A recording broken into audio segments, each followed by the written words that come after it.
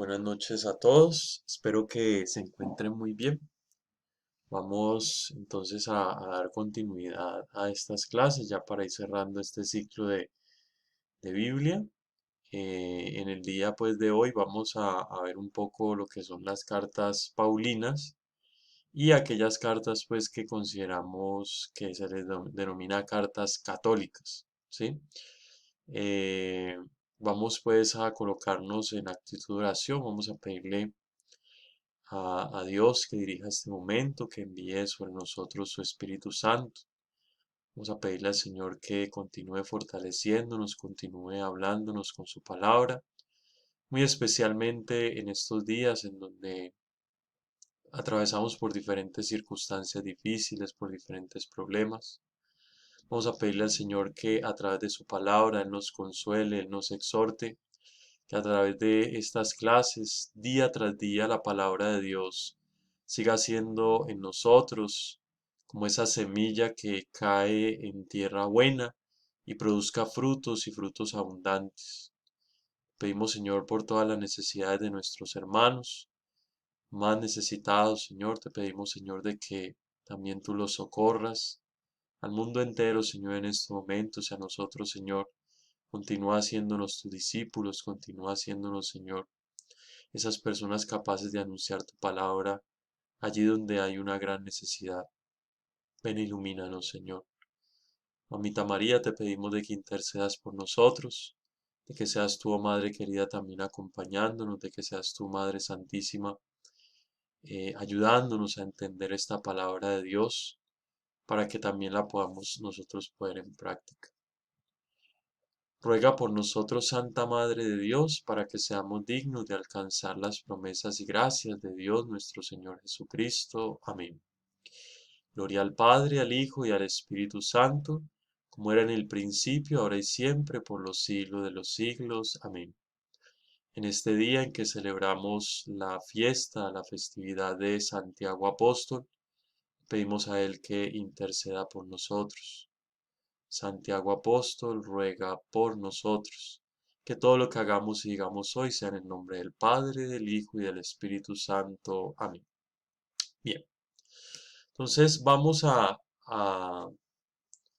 ver pues esta enseñanza pues de pronto un poco más corta pues en cuanto a lo que hemos visto, toda la parte pues de evangelios, que pues había que analizarlos un poquito más. Ahora, no es que las cartas pues no requieran de análisis, sino obviamente también, pero pues, o sea, esto todavía no es un curso de Biblia profundo. Y pues, por ejemplo, uno lo que nota, por ejemplo, cuando dan la materia de teología, es que, por ejemplo, hay todo un semestre para estudiar las cartas paulinas. Imagínense, todo un semestre. Entonces, aquí lo que vamos a hacer es algo muy simple. Acuérdense que este curso bíblico no pretende ser algo muy profundo que nosotros entendamos, sino que em, esas herramientas que nosotros hemos ido aprendiendo a lo largo de ya creo que 2 años, poderlas poner por obra y ante todo que, hombre, la palabra de Dios nos diga algo, nos mueva a hacer algo. Yo creo que esto es lo más importante, lejos de llenarnos de mucho conocimiento, que ese poco conocimiento que nosotros adquiramos nos sirva a nosotros para ser esos evangelizadores que tanto necesita pues nuestra iglesia y muy especialmente en estos momentos tan difíciles en los cuales nosotros vemos. Entonces que hoy estas cartas pues nos exhorten a nosotros para que podamos dar a conocer al Señor, que, que, que el Espíritu Santo nos mueva a hacerlo. Bien, entonces lo primero que hay que decir es que las cartas están escritas en un género literario que es el género epistolar, ¿sí? O pues el género pues de la carta. Entonces, yo pienso que nosotros, digamos, estamos familiarizados más o menos con lo que es una carta, ¿no? Y vamos a ver ese esquema en los textos. Un saludo inicial, ¿sí? Ah, bueno, al remitente, eso lo vamos a encontrar pues en la mayoría de las cartas. eh, un, un, un cuerpo de la carta donde se expone algún problema o se hace una exhortación y unas conclusiones y una despedida. Eso es, eso es. Ahora, ¿por qué es importante tener en cuenta esto? Porque mira, 21 de los 27 libros del Nuevo Testamento forman parte del género epistolar. Es decir, que la gran mayoría de los libros del Nuevo Testamento son cartas. Entonces es importante entender eso. Ahora, en este género epistolar o género de cartas se encuentran algo que uno llamará subgéneros o géneros menores que constan de exhortaciones, listas de virtudes y vicios, códigos de conducta e incluso himnos litúrgicos que van a estar presentes pues allí. Ya veremos algunos de esos signos, veremos algunas de esas exhortaciones que nos van a ayudar a entender un poco cómo es la dinámica de esas cartas. Ya le dije, no vamos a estudiar pues todas las cartas porque haría parte o haría falta muchísimo tiempo. No más, por ejemplo, para analizar la carta a los romanos, que es la que consideran la carta magna o la más grande o la más significativa del apóstol San Pablo. Entonces, eso lo vamos pues a ver en qué consiste pues esa cuestión. Entonces, aquí lo que yo les decía, las cartas tienen su propio destinatario, constan de un saludo inicial, un cuerpo en el cual pues se trata alguna problemática que esté pasando y una exhortación, y finalmente una despedida.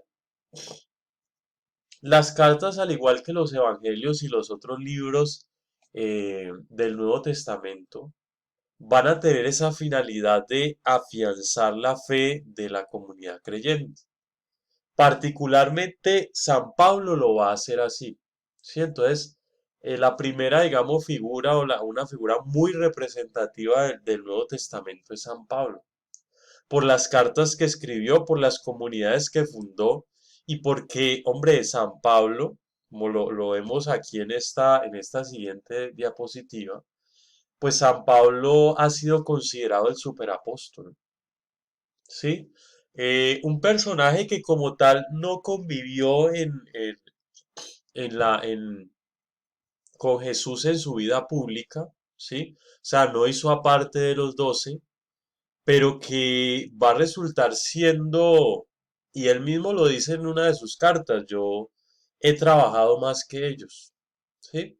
San Pablo era un personaje un poco soberbio a veces, ¿no? Entonces yo he sido el que he hecho esto, yo los he engendrado, creo que les va a decir también a una comunidad, ustedes son como mis hijos, yo pues me he gastado el lomo por ustedes, bueno. Pero era parte de la personalidad de Pablo. Entonces vamos en primer lugar, a estudiar pues un poco algunos aspectos de Pablo que nos ayudan a entender un poco por qué en sus cartas él usa pues un lenguaje eh, que a veces puede resultar como eh, un llamado de atención, pero fuerte. Por ejemplo, a los Gálatas le dice que los Gálatas son unos insensatos, que los Gálatas son unos tontos porque se han dejado pervertir en la fe y alguien vino y los convenció pues de otras cosas, ¿sí? Son diferentes problemas que va a tener cada comunidad, los Gálatas, los Filipenses, los Efesios, la comunidad de Tesalónica, la comunidad de Corinto, pues ni se diga, y de los cuales pues San Pablo va a hacerlo. Entonces, miremos un poco la vida del apóstol. No se conoce pues su fecha exacta de nacimiento. Algunos dicen que era contemporáneo con Cristo, o sea que más o menos Cristo y él nacen como en la misma época. De pronto tendría algunos años más, algunos años menos, pero más o menos como contemporáneo. Su nombre Paulus Pablo, derivado del latín Paulus, que significa pequeño. Pero también se identifica con el otro nombre de Saulus, que es la forma griega del hebreo de Saúl o Shaul, que significa aquel que es pedido.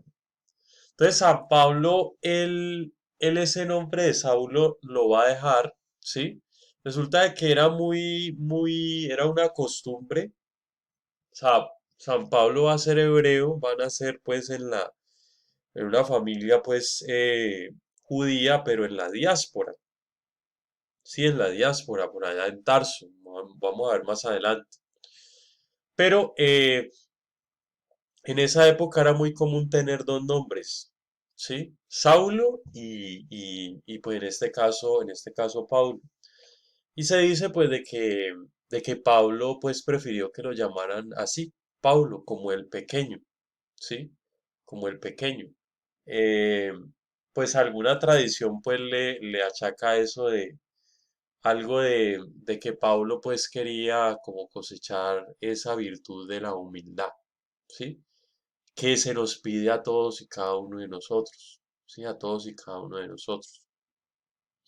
Entonces aquí se nos dice que fue nacido en la ciudad de Tarso, capital de la provincia romana de Cilicia, que fue una ciudad pues muy importante, y San Pablo maneja lo que es el griego koiné, ¿sí? Y como profesión era tejedor de telas.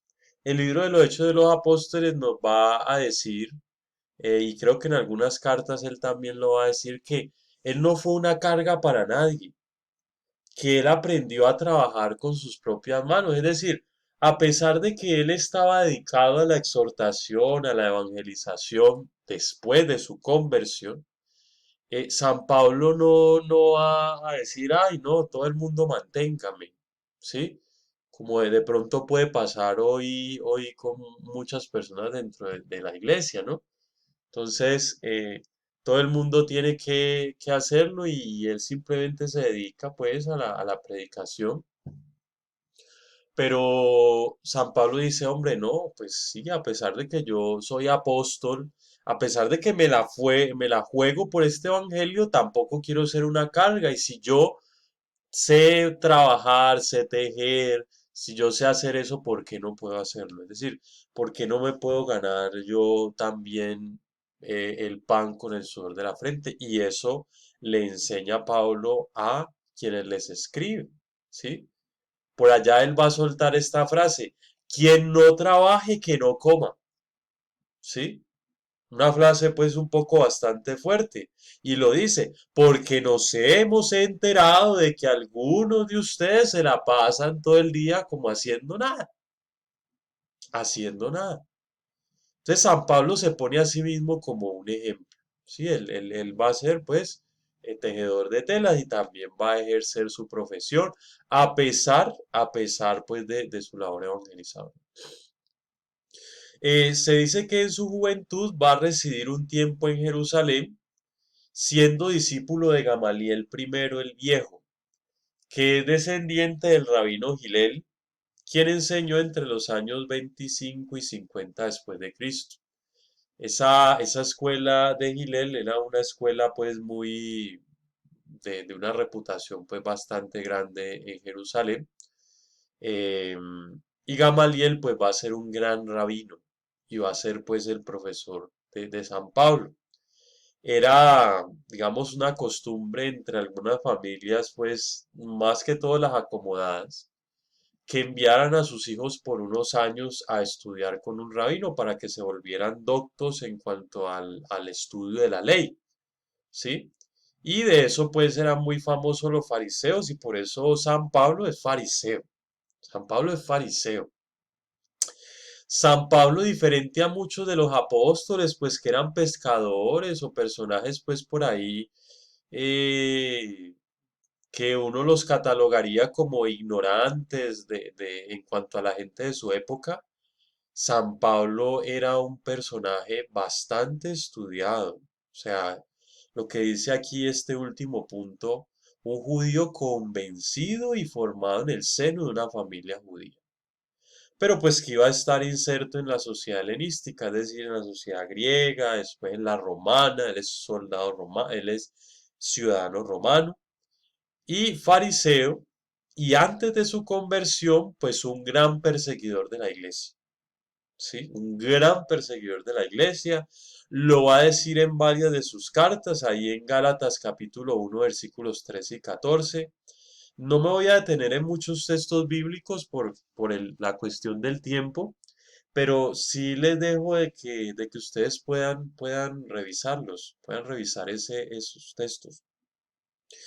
Y pues, ¿qué más, no? Acá vemos la imagen de la lapidación del diácono Esteban. ¿La recuerdan en Hechos de los Apóstoles capítulo 7?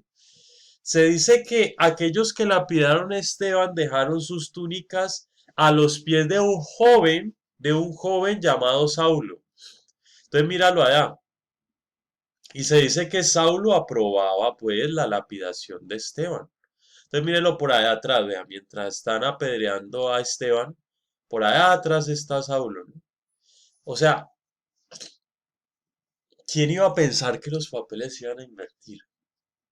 Y más, como les digo, más siendo San Pablo un personaje estudioso. Es que a veces se dice, no, es que la gente ignorante es la que cae bien, bien de llenito en esos cuentos de la religión y en esos cuentos de esas cosas, ¿no? O sea, San Pablo no era un personaje ignorante, un personaje que no, él tenía sus estudios, sino que San Pablo en su vida y en esa persecución, porque va a ser un perseguidor de la iglesia, va a ser un perseguidor de los cristianos, empieza a darse cuenta y a entender que está trabajando que está persiguiendo una empresa que no era una motivación humana, sino divina. Eso es lo que se va a ver representado en el camino a Damasco. ¿Se acuerdan que lo vimos en clases pasadas, cuando vimos Hechos de los Apóstoles? Eso es lo que representa esa caída de ese caballo, de esa cabalgadura. ¿Cuál es la cabalgadura en la que iba Pablo? En todos sus conocimientos y sus certezas de que inclusive Pablo lo pensó, él estaba sirviendo a Dios. Al encarcelar a todos esos cristianos, hombres y mujeres, llevarlos a la cárcel, perseguirlos, San Pablo lo sentía de que él estaba haciendo algo bien. Hasta que tiene esa experiencia, ese encuentro personal con Cristo, que le dice, Saulo, Saulo, ¿por qué me persigues? Y pues esa fue, digamos, la conversión de Pablo, ¿no? ¿Cuál es la nuestra? Yo creo que todos y cada uno de nosotros tenemos esa historia particular con Cristo que nos ha llamado desde lo que nosotros sabemos, desde lo que nosotros vivimos, desde nuestra labor como seres de una familia, estando sirviendo en una parroquia, o en muchos otros lugares. Dios nos ha llamado por nuestro nombre y, y ha transformado totalmente nuestros planes. Los ha transformado totalmente. Y, y nada, eso nos llena a nosotros de paz, nos llena a nosotros de tranquilidad, que de pronto no ha sido fácil. San Pablo no la va a tener fácil, no la va a tener fácil. Cuando uno lee sus cartas, donde encontramos persecuciones, que casi lo matan, que lo apedrean por allá, porque se fue a meter por allá, por ejemplo, con la diosa Artemisa, allá en Éfeso, y les dañó el negocio a unos plateros. Lo expulsan. Léanse el libro de los Hechos de los Apóstoles, muy bonito. Ahí nos habla mucho de la vida de Pablo y lo que fue vivir eso, lo que fue vivir eso, sus viajes apostólicos, que, hombre, no eran cualquier cosa, no eran cualquier cosa. Y entonces cuando uno mira esta imagen y uno dice, hombre, ¿quién lo iba a pensar? Allí hemos visto un milagro palpable del obrar de Dios en la conversión de Pablo. Eso no fue cuestiones humanas. como dice el Papa Benedicto XVI, eh, uno no comienza a ser cristiano por una gran idea. Que San Pablo dijo, ay, no, después de ser perseguidor, ¿sabe qué? Voy a volverme cristiano y voy a manipular a la gente, no sé. No, no, no se comienza a ser cristiano por una gran idea, ni por una decisión ética o moral. No, no, no, se comienza a ser cristiano por la experiencia y por el encuentro personal con Cristo, que es esa persona que dice el Papa Benedicto, que cambia nuestra manera de ver la vida y le da un nuevo horizonte y una nueva dirección. Yo creo que esa es la definición más palpable de lo que es ser cristiano. Y eso está eh, cimentado sobre el cambio, sobre la metanoia, que es lo que hace Cristo en mi vida. Y eso fue lo que hizo en Pablo. Mira, un gran perseguidor ahora se convierte en perseguido. Miremos un poco lo que son los viajes de Pablo.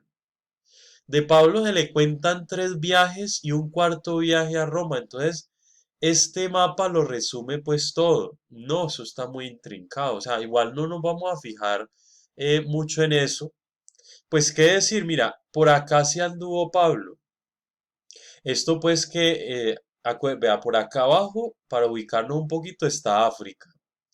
Por acá está la popularísima bota de Italia, ¿no? Entonces esto es Europa. Y acá está Asia. En este lugar de aquí está Jerusalén. Tenemos la Cisjordania. Aquí está el río Jordán. Y la Transjordania. Entonces ahí está Samaria, Jerusalén. Por acá está Antioquía. ¿Sí? Ah, por acá hay otra Antioquía de Pisidia que van a ser pues lugares muy visitados por Pablo. Mira, acá está Tarso. Mira, San Pablo nació aquí en este lugar, en Tarso. Él como tal no va a nacer ni en Samaria ni en Jerusalén, sino por acá. Por eso dice que es un judío de la diáspora. Y mire todos los viajes que se va a hacer Pablo, ¿no? Él va a andar por todo esto, parte del Asia, va a pasar a Europa, se va a ir a algunas islas pues de por allí, ¿sí? Va a navegar por mar bastante porque pues en esa época no había carro, no había bus intermunicipal, ni había aviones. Eso le tocaba en barco esos viajes largos y eche a pata o a lomo de qué, de camello o de caballo, andar por todos esos lugares. Todos esos lugares los andó Pablo. Bastantes viajes, bastantes viajes. Y entonces él va a pasar por sitios donde va a fundar comunidades y que las o que también los apóstoles, otros misioneros, porque aquí, o sea, San Pablo va a ser uno de los más importantes, ¿no? Pero también en Hechos de los Apóstoles se nos habla, por ejemplo, de Bernabé, de Apolo, del diácono Felipe. Sí, se nos habla de que ellos pues van a andarse todo esto y van a allí en esos lugares a fundar comunidades.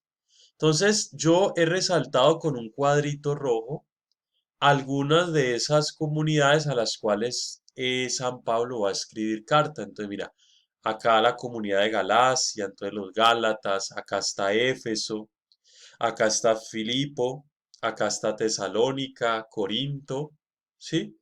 Mira, entonces son ciudades por las cuales él pasó y dejó su huella, y dejó su huella.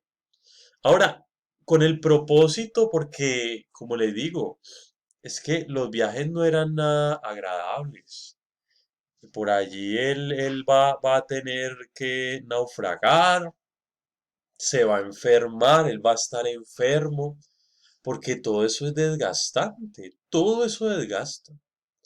Entonces él va a usar las cartas, que son las que vamos a ver, para exhortar a esas comunidades, para avivar su fe, hombre, para llamarles la atención, para jalarles las orejas, ¿sí?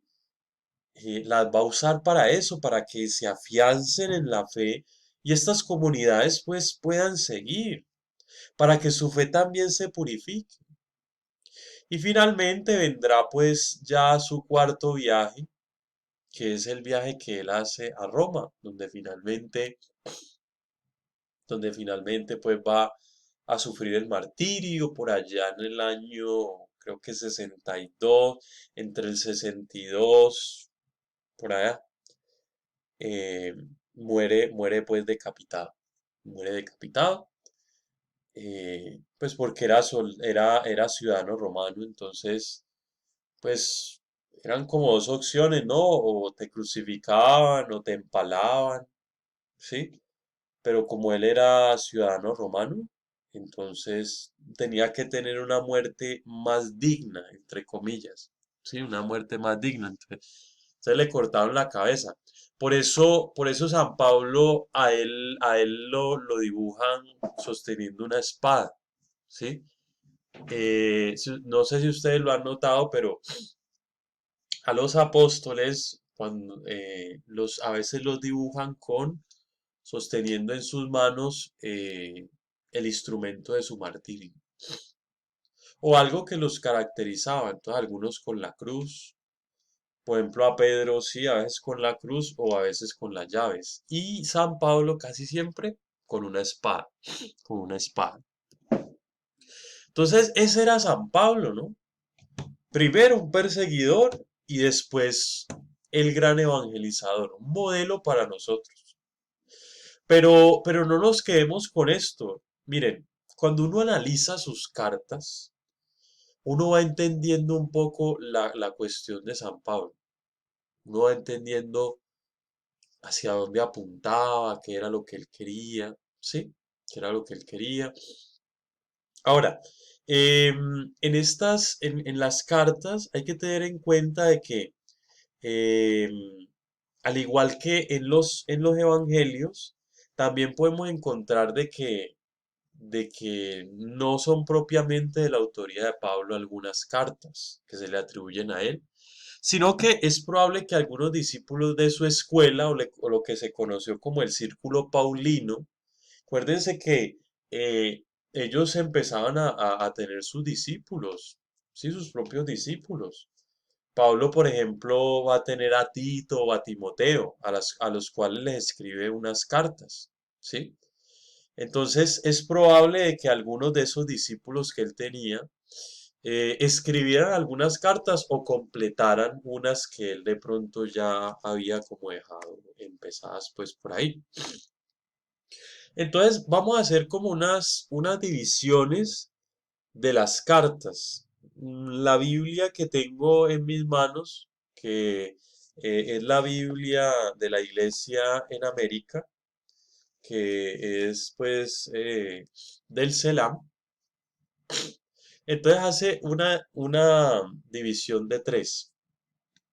Primero coloca las cartas de la actividad misionera de Pablo, y ahí vamos a encontrar la carta a los romanos, primera y segunda de Corintios, Gálatas, primera y segunda de Tesalonicenses. Recordemos que la primera carta de Tesalonicenses fue el primer escrito del Nuevo Testamento, ¿no? Fue el primero que se escribió antes de los evangelios. Después está esta, que son las cartas de la cautividad mientras él estuvo preso. Entonces ahí se cuentan los Efesios, los Filipenses, los Colosenses y la carta a Filemón. Y están las cartas pastorales dirigidas pues a unas personas en específico, que en este caso eran como los obispos de ciertas comunidades, que en este caso eran Timoteo y Tito. Las que están en rojo se conocen como las cartas protopaulinas o aquellas que se dicen que son del puño y letra de San Pablo, escritas antes de el 60 después de Cristo. Porque es que se cree que después de esa época es que ya pues viene el martirio de San Pablo, entonces pues ya las que siguen ya como que pierden y por estudios pues que han hecho como su autenticidad en cuanto a que no hayan sido el puño y letra de San Pablo. O sea, ojo, no vamos a decir aquí que las cartas que están en azul, por ejemplo. Entonces, como no las escribió Pablo, pues entonces no las asumamos como él, no, no, no. ¿Qué es lo que pasa? Los discípulos de Pablo, que entendían su manera de pensar, su forma de ser, pues porque seguramente vivieron con él, van a escribir pues esas cartas, ¿sí? Digámoslo así, el espíritu de Pablo va a quedar consignado en todas sus cartas. Por eso a todas ellas, bien sea que hayan sido escritas por el puño y letra de San Pablo o no, se les conoce como las cartas paulinas, porque su espíritu quedó consignado allí. Entonces, yo les voy a recomendar algunos textos bíblicos que para mí han sido muy importantes, muy dicientes para mí. O sea, pues todas las cartas de Pablo tienen una riqueza pues espectacular, pero pues hay unos que sí son muy, muy interesantes. Por ejemplo, la carta a los romanos es como eje central la salvación por Cristo. Entonces allí, por ejemplo, en Romanos 5, 6, 11 se nos habla de que Cristo nos trae la salvación a través de Él, de que no es por la ley. Para San Pablo en otro capítulo se va a poner a decir de que de esa guerra constante que también nosotros encontramos, de que tú sabes que la ley es buena, pero cuando vas a obrar algo lo haces mal, actúas contrario a la ley, y entonces es como esa disyuntiva y esa lucha que tenemos todos nosotros, como con esa parte carnal, que entiéndase carne para Pablo, lo que nos empuja a alejarnos de Dios, el pecado, el mundo, y que finalmente él termina el capítulo diciendo gracias a Dios por Cristo que nos da la salvación, que nos da la gracia para poder obrar conforme a lo que es recto, a lo que es correcto. En Corintios, en la primera carta a los Corintios, lo que es capítulo 12 y 13, vamos a encontrar a la iglesia que él identifica como el cuerpo de Cristo. Y el capítulo 13 de la carta a los Corintios es el popularísimo himno al amor cristiano, ¿no? Ese capítulo 12 es en últimas una exhortación a los corintios porque en los corintios ya estaba, pues es lo mismo que pasa hoy dentro de la iglesia, ¿no? Y miren que esto tiene mucha validez. Entonces, unos, pues, Dios les había dado el don o el carisma de sanar. Otros eran predicadores. Otros, pues, ayudaban a los enfermos. ¿Sí? Y entonces venía esa competencia ridícula y absurda que hoy por hoy también tenemos, ¿no? Entonces, claro, los predicadores por debajeando a los otros, los que hacían milagros por debajeando a los otros o creyéndose más. Entonces, San Pablo le saca esa catequesis de que hay diversidad de carismas, pero un mismo espíritu. Y hace esa analogía de que así como el cuerpo humano, así también es la iglesia, cuerpo místico de Cristo. Y le dice, mira, el ojo no puede decirle a la nariz, como yo no soy tú, entonces me voy, no hago parte del cuerpo, o la mano al pie. No, no, todos somos necesarios. Todos somos necesarios. Y hoy en día vemos eso, ¿no?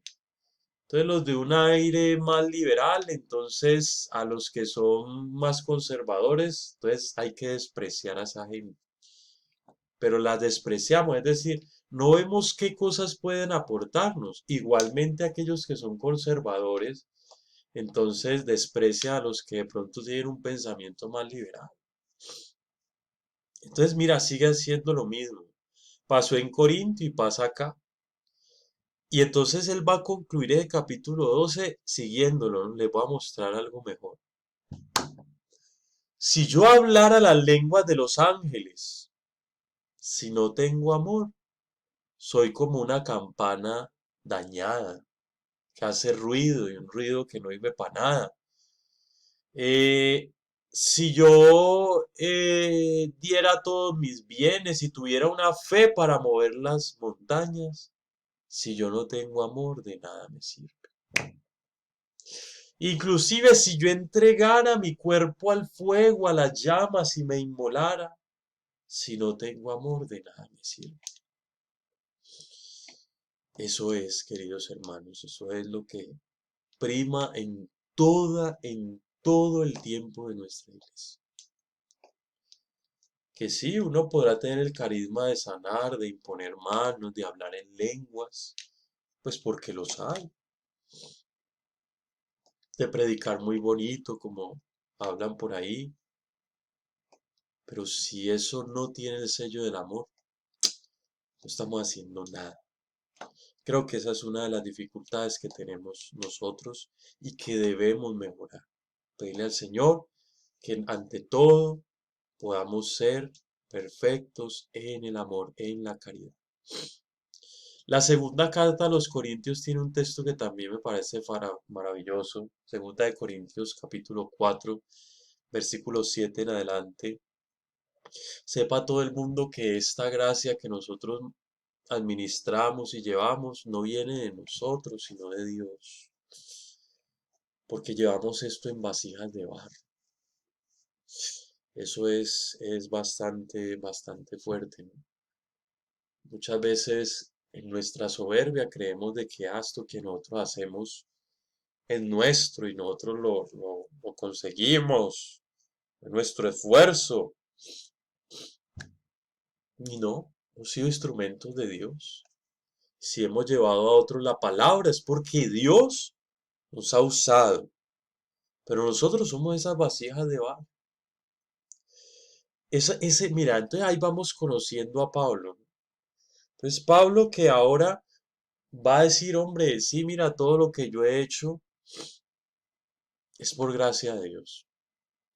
Pablo también va a ser un personaje que no se va a guardar las cosas. Entonces resulta de que en Gálatas, en el capítulo 2, versículos 11 y 14, él ve una actitud en Pedro, que ahí se le conoce como Cefas, en piedra, que no gustó. Resulta de que Pedro se comportaba de una manera con los judíos y de otra con los no judíos. Y San Pablo le llama la atención. Ahí, pues ahí él dice en la carta que él no aguantó eso y tuvo que llamarle la atención. Pues podrá ser muy apóstol y muy primer papa de la iglesia y todo, hermano, pero usted está orando mal. Eso no puede hacerlo, no se comporte así. No sea hipócrita, no use máscaras. Entonces, ahí pues San Pablo, pues porque San Pablo no se va a quedar con nada, no va a guardar allí, sino que San Pablo es una persona que va a decir lo que piensa, ¿sí? Va a decir lo que piensa. Sigamos. Efesios 6:10 nos habla del combate espiritual y la importancia de la oración, porque no estamos luchando contra seres de carne y hueso, sino contra maléficas fuerzas espirituales. Por eso revístanse de la armadura que les da Dios, empuñen la espada que es la palabra del Espíritu Santo y no dejen nunca de orar. La perseverancia en la oración. Pasemos a los filipenses, ¿no? Filipenses capítulo 2 versículos 5 al 11 va a tener un himno hermoso de ese abajarse de nuestro Señor Jesucristo. Tengan los mismos sentimientos de Cristo, quien a pesar de su condición divina no hizo alarde de su categoría de Dios, sino que se anonadó a sí mismo, tomando la condición de esclavo, pasando por uno de tantos. Y así, actuando como un hombre cualquiera, se rebajó hasta someterse a la muerte y una muerte de cruz. Por eso Dios lo levantó sobre todo y le concedió el nombre sobre todo nombre, de modo que al nombre de Jesús toda rodilla se doble en el cielo, en la tierra, y toda lengua proclame que Jesucristo es Señor, para gloria de Dios Padre. Tener los mismos sentimientos de Cristo. A veces queremos ser más que Cristo, entonces estar como más arriba que Cristo, pero si Cristo es nuestra cabeza, ¿qué fue lo que Él nos enseñó? O sea, es un ejemplo de humildad eso. Y lo otro que encontramos más adelante en el capítulo 3, ese texto sí, permítame leerlo porque nos indica cosas de San Pablo. Capítulo 3, versículos 4 al 11. Aunque en realidad yo también podría confiar en ello. Si alguien pretende confiar en la propia condición humana, con mayor razón yo, circuncidado al octavo día de nacido, del linaje de Israel y de la tribu de Benjamín, hebreo e hijo de hebreos. Respecto a la ley, fariseo. Respecto al celo por la religión, perseguidor de la iglesia y en rectitud de vida, según la ley, irreprochable. Ojo a lo que era San Pablo, pues. Sin embargo, todo eso, que era para mí una ganancia, lo sigo estimando pérdida a causa de Cristo. Más aún, incluso estimo que todo es pérdida comparado con el bien supremo de conocer a Cristo Jesús, mi Señor. Por él doy todo por perdido y lo estimo basura con tal de ganar a Cristo y de encontrarme unido a él, no porque yo mismo me haga justo cumpliendo la ley, sino en virtud de la fe en Cristo, es decir, por el don de Dios que nos hace justos en razón de la fe. Así podré conocer a Cristo y la fuerza de su resurrección y compartir sus sufrimientos mientras me asemejo a Él en su muerte, a ver si así alcanzo la resurrección de entre los muertos. Palabra de Dios, te alabamos, Señor. Todo lo estimo pérdida, todo lo estimo basura. San Pablo era un personaje, como dicen por ahí, no se iba con medias tintas. O sea, San Pablo era una persona entregada totalmente a Cristo. Su conversión fue impresionante. Y mira lo que llega a decir aquí, mira, todo eso que antes para mí era muy importante y me jactaba de ser fariseo, de ser cumplidor de la ley, de ser irreprochable, porque era irreprochable, seguro de tener un estatus social, ahora ya lo estimo basura ante el conocimiento de Cristo. Qué gran ejemplo este el de Pablo, ¿no? Qué gran ejemplo. Para uno, digamos, que está formándose en este caminar, uno debería llegar allí, esa debería ser nuestra meta. Todo pérdida. ¿Qué es lo que has estudiado? Todo pérdida ante el conocimiento de Cristo. Encontrar la vida en Cristo, como ponerse uno en los zapatos de Pablo y ver San Pablo que pudo estar sintiendo, que aún en medio de su dolor, que aún en medio de su sufrimiento, que aún en medio de todo lo que padeció en toda esa lucha apostólica, San Pablo logra decir eso: todo lo estimo pérdida, queridos hermanos, todo. Qué importante que lleguemos allí, ¿no? Encontrar también eso para nuestra vida. Todo es pérdida ante el conocimiento de Jesús. Y abrazarnos a Él con un amor grande, con un amor maravilloso, con un amor que nos encienda y que nos lleve a dejarlo todo y a no depender ya de nada más. Así, a seguir viviendo y caminando sobre la tierra, pero con la mirada puesta fija en el cielo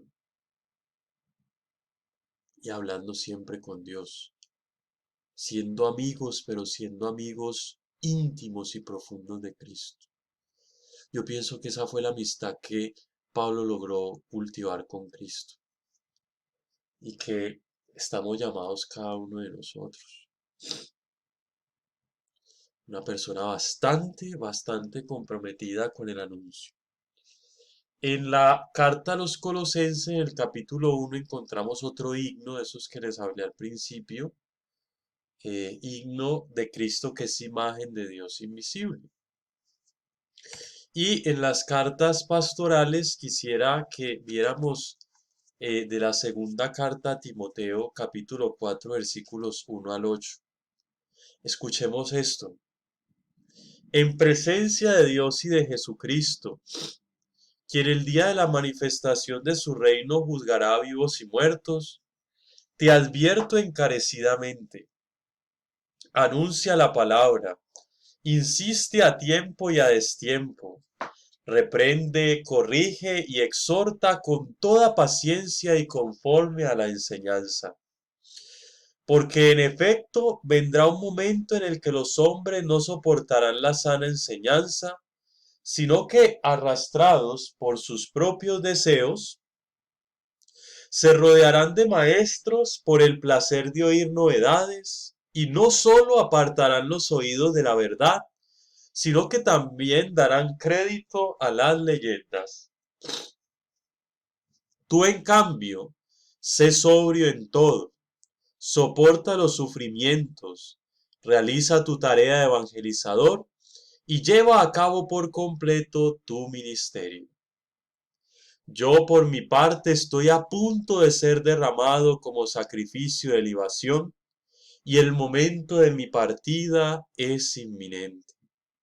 He peleado el buen combate, he concluido la carrera, he conservado la fe. Solo me queda recibir la corona de los justos que el Señor, el justo juez, me concederá en el día final, y no solo a mí, sino también a todos los que esperan con amor su manifestación. Es la exhortación que le hace Pablo a Timoteo. Y pues a punto de ser derramado como sacrificio en libación. Vemos que inclusive en esos momentos ya de inminente partida, como él lo dice,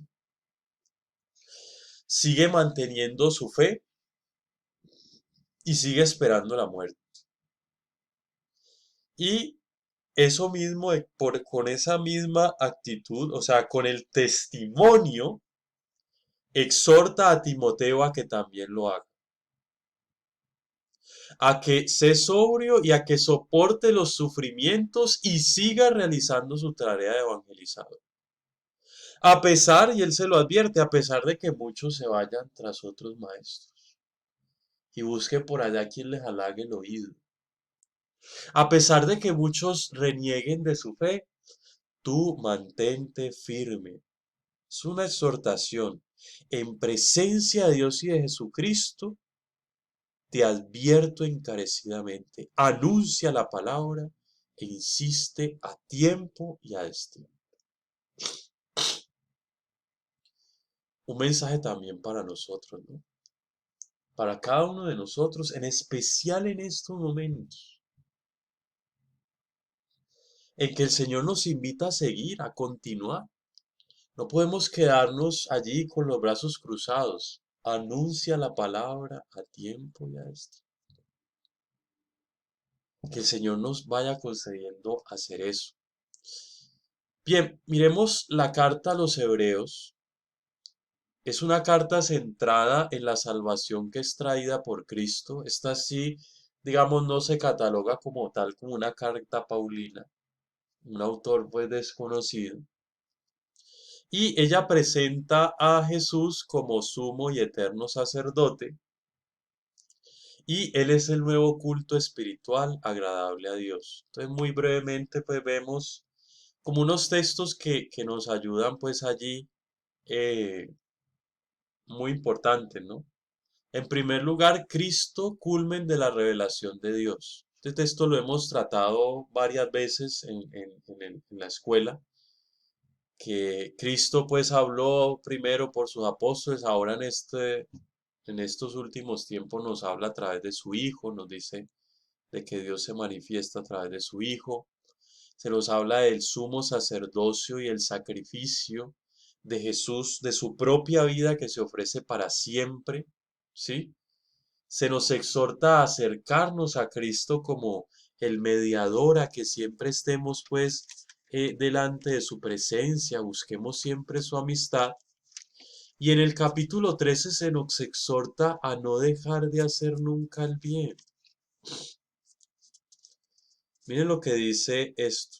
Por eso Jesús, para santificar al pueblo con su propia sangre, padeció fuera de las puertas de la ciudad. Salgamos pues del campamento y vayamos a su encuentro cargando con su humillación, porque no tenemos aquí una ciudad permanente, sino que buscamos una ciudad futura. Por tanto, por medio de él, ofrezcamos sin cesar a Dios un sacrificio de alabanza, es decir, el fruto de unos labios que confiesen su nombre, y no se olviden de hacer el bien y de poner en común sus bienes, porque estos sacrificios son los que agradan a Dios. Siempre una exhortación a obrar el bien, a hacer las cosas bien, aunque todo el mundo las haga mal, aunque todo el mundo, por ejemplo, de esta pandemia se saque su, como decirlo, su tajadita, sus cosas, se aproveche de los demás, de la situación difícil que viven otros, uno no lo hace, uno no lo hace. Uno tiene que buscar es ayudar a los demás. No se cansen de hacer el bien. La Sagrada Escritura es una exhortación a eso, queridos hermanos.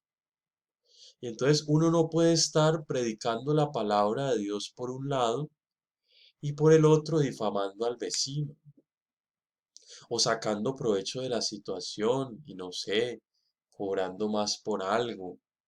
eh, Cosas pues que uno ve hoy en día, ¿no? Uno ve toda esta situación. Siempre no nos cansemos nosotros de hacer el bien. Bien, continuemos para ir terminando. Ya pues finalmente vemos las cartas católicas. Se les llama católicas porque como de tal no están dirigidas a una sola persona, ¿no? No están dirigidas a una sola persona, sino que es como una carta abierta a toda la cristiandad. Entonces, en esa carta pues vamos a encontrar, por ejemplo, la carta de Santiago, que es muy probable, esto también lo otro, ¿no? La autoría de esas cartas no corresponde propiamente a los nombres. Y entonces, ¿por qué se les da esos nombres? Preguntaron ustedes. Entonces yo les dije, por allá cuando vimos los evangelios, de que un criterio para que un libro fuera, digamos, catalogado como canon o como norma o como palabra de Dios, era la apostolicidad de ese libro. Entonces, a esos libros o a esas cartas se le daba el nombre de un apóstol. A cartas de Pedro, cartas de Juan, Santiago, el Evangelio, según San Mateo. Sí, tenían que relacionarlos con un apóstol. Entonces, esto pasa mucho en estas cartas. Entonces, no es ni Santiago el que celebramos hoy, Santiago el mayor, el hermano de Juan, ni tampoco el otro Santiago que también es apóstol de Jesús. No es a ninguno de ellos. Pero pues sí el mensaje que nos comparten sí es muy significativo. Por ejemplo, en Santiago encontramos lo popularísimo, ¿no? La popularísima frase, la fe sin obras está muerta. Vean cómo vamos hilando esto, ¿no? Esto que estamos aprendiendo aquí, esto se tiene que manifestar. Allí Santiago dice, tú dices que tienes fe, y yo tengo obras. Entonces Santiago dice, muéstrame tu fe sin obras, que yo por mis obras te mostraré mi fe. ¿Sí? Es decir, una fe no cimentada en obras, en la práctica de la caridad con los hermanos, en la compasión que nos mueva a ayudar a otros. Es una fe vacía, queridos hermanos. Vacía. Y en el capítulo 3 nos habla, vea, el peligro de la lengua. Esto sí que es bien fuerte, ¿no? Por ahí va a comparar la lengua como un fuego en un bosque que eso puede quemar todo. Se las recomiendo para que la lean. Las cartas de Pedro, que son dos, entonces destinadas a comunidades de origen pagano, con el propósito de avivar la fe que es probada en el crisol. Eso lo encontramos en la primera de Pedro, capítulo 1, versículos 6 y 9, que así vuestra fe, que es más preciosa pues que el oro que después de acrisolado, aquilatado, pues perece, será para vosotros si perseveran en la fe, causa de la salvación de sus almas. Y también ya la segunda, el capítulo 1, nos pide afianzar la vocación a la cual hemos sido llamados. ¿Qué es eso de afianzar la vocación a la cual hemos sido llamados? Es decir, que no nos quedemos allí a la mitad de las cosas. Que si Dios te llamó siendo docente, entonces seas el mejor docente. Que si Dios te llamó siendo ama de casa, madre de familia, seas la mejor mamá, seas el mejor papá. Que si Dios te llamó allí como un trabajador, como una persona, sí, que lo seas. Que si Dios te llamó para ser religioso, para ser parte más activa de la iglesia, pues seas de los mejores. Afianzar, en eso consiste afianzar la vocación. No en quedarnos allí a medias tintas, ¿no? En ser un estudiante o un profesor así como todos, ¿sí? Eh, que no se esfuerza por nada, ¿sí? La mediocridad, pues ante todo, no, no. San Pedro nos pide que afiancemos la vocación en esa carta. Las cartas de Juan, que son tres, van a girar en torno al tema del amor. Y yo creo que todas las tres cartas las podemos resumir en este versículo. El que no ama no conoce a Dios, porque Dios es amor. Esa frase, Dios es amor. Otra vez esto unido a Santiago. ¿Cómo demuestras tú que crees en Dios? Lo dice Juan. Hombre, si no amas a tu hermano a quien ves, ¿cómo puedes decir que amas a Dios a quien no ves?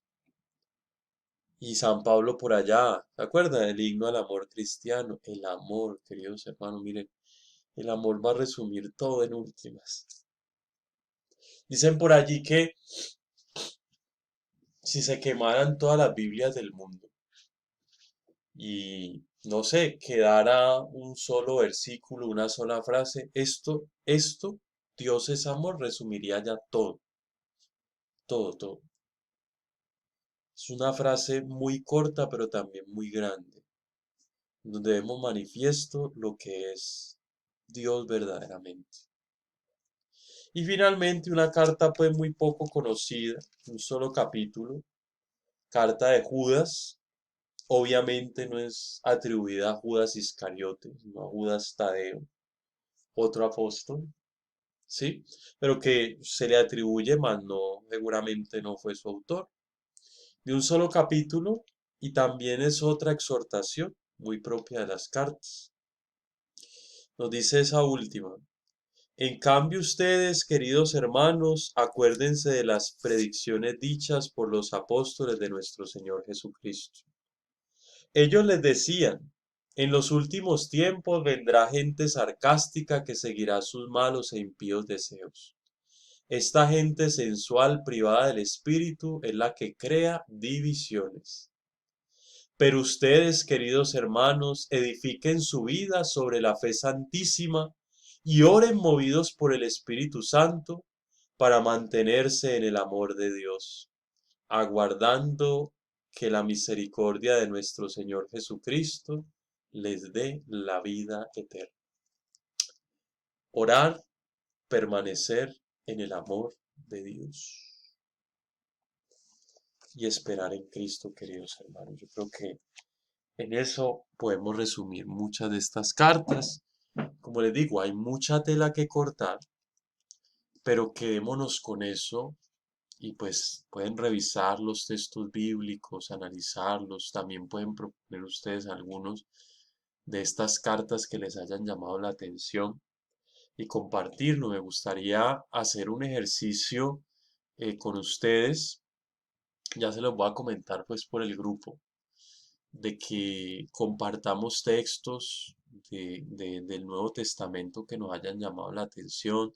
Si de pronto ustedes han podido hacer esa exégesis, ese meditar un texto de los que hemos visto en las diapositivas, en todo eso, y que ustedes a través de un audio puedan compartir eso, pues para que no todo el trabajo sea mío, sino que también me gustaría escucharlos, cómo la palabra de Dios nos ha ayudado a sobrellevar estos momentos tan difíciles que vivimos como humanidad. Allí ya esta carta nos exhortaba a permanecer unidos en oración, a permanecer en el amor de Dios y esperar en la misericordia de Dios, la salvación de nuestras almas. Démosle gracias a Dios por esta noche. Démosle gracias a Dios por este nuevo espacio de meditación de su palabra que nos permitió realizar, porque Él concede todas las cosas, porque en realidad Él es el que nos da la gracia para seguir adelante, porque Él es el que nos da la sabiduría, el entendimiento para poder seguir transmitiendo este mensaje. Le pedimos a Él que nos ayude, que nos proteja, que nos libre de todo mal y de todo peligro, que nos cubra con su preciosísima sangre y que la palabra de Dios realmente se haga vida en cada uno de nosotros. Ayúdanos, Señor, a llevar esa palabra, a no quedarnos como oyentes olvidadizos de ella, sino que también, como lo dice tu palabra, seamos los primeros en ponerlo en práctica.